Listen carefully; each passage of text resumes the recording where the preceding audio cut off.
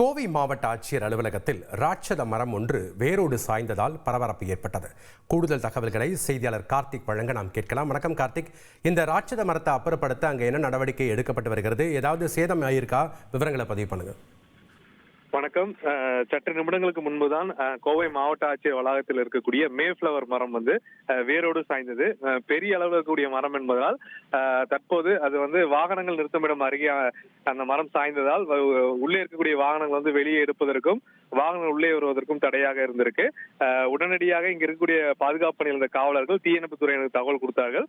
தற்போது தீயணைப்பு துறையினர் சம்பவ இடத்திற்கு அந்த மரங்களை துண்டு துண்டுகளாக வெட்டி அந்த போக்குவரத்து பாதையை சரி செய்வதற்கும் அந்த விழுந்த மரத்தை முழுவதுமாக அகற்றக்கூடிய பணியில் ஈடுபட்டு இருக்காங்க. அந்த காட்சிகள் நம்ம பார்த்துட்டு இருக்கோம். ஏற்கனவே கோவை மாவட்டத்துல இந்த மரம் விழுந்தது, மழைநீர் தேங்கியது என 22 புகார்கள் வந்த சூழல்ல இன்றைய தினமும் ஒரு சில இடங்கள்ல மரங்கள் சாய்ந்ததாக தகவல்கள் வந்திருக்கு.